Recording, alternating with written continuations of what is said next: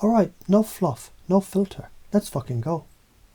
This is going straight into the limbic system, through the back door of your subconscious, without knocking.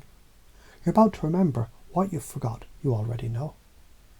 Listen up, women don't want connection before sex. They need it. It's their access point, their fucking gate code.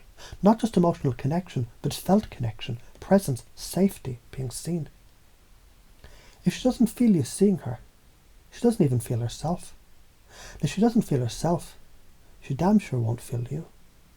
Men, on the other hand, most of you bastards, you're running around trying to plug your dick into God, hoping through orgasm you'll finally connect, finally feel received, worthy, whole. But get this, what you're chasing at the end of sex is what she's seeking at the start.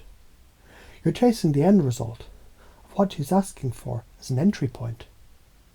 Let's fuck with that idea until your nervous system eats it for breakfast. How do I already do it? Let's play. You've had a moment with someone where you forgot time, where you were so present they leaned in, like your voice was their home frequency. Boom. You're already doing it. You slowed down, you matched their pace, you led them, not by pushing, but by inviting. That's foreplay, motherfucker. To her, that is sex. Emotional undressing. You've been doing this in conversation, in jokes, in moments where you drop your guard and stop trying to get somewhere and actually feel her. Presence isn't a technique, it's a frequency.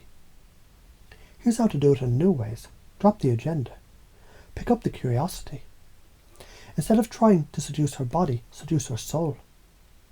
And not in that fake, I'm doing this so I can get laid way, but in the I'm right here, I see you, I give a fuck kind of way. Ask what she's afraid of. Ask what she's ashamed of. Not to fix it, but to hold it. Let your eyes say, even this is welcome here. That's the real foreplay. And once you hit that level, she'll want to fuck your consciousness, not just your cock. Why is this important? Because every time you bypass the emotional realm, you reinforce the belief that your needs don't matter, that feelings are weakness, that connection is a reward instead of a requirement. It's not her you're afraid of, it's your own fucking vulnerability. The masculine that refuses to meet the emotional realm stays stuck in boyhood. Why? Because he only seeks relief, not connection, not depth, not truth. And the science mirror neurons, oxytocin, neuroplasticity. You literally rewire her brain with your attention. Every gaze, every breath, every pause, it's shaping her emotional safety map. When she feels safe, her body fucking blooms. This isn't just about sex, it's about polarity, electric current. You bring depth, she brings surrender. You bring truth, she opens. You bring pressure without presence. She fucking closes like a steel door. Why are you afraid to do it? Because it means being seen in the same way you're trying to see her. Because if you're emotionally naked and she doesn't want you, that shame will burn hotter than rejection. But here's the twist. She can't reject the real you, only the fake-ass mask. And you're not even aroused by someone who wants your mask.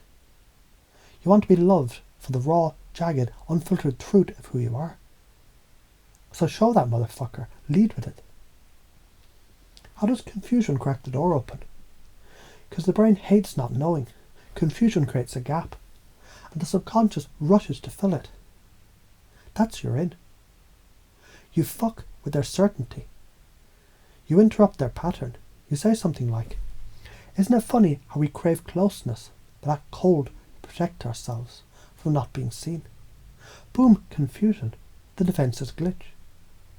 That's when you lead them, softly, skillfully, into a new narrative. One where it's safe to connect. One where truth is sexy. One where your presence makes people feel more like themselves, not less. What got you stuck in the first place? You saw neediness shamed. You saw vulnerability punished. You saw rejection weaponized. So you built an identity around avoidance. But you're here now. So you're done with that bullshit. We're upgrading the firmware. New beliefs now installing. My vulnerability is the gateway to power.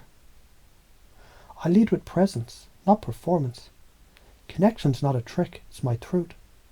I'm the storm and the shelter. What patterns hold people back? Performing instead of connecting. Seeking validation instead of offering value.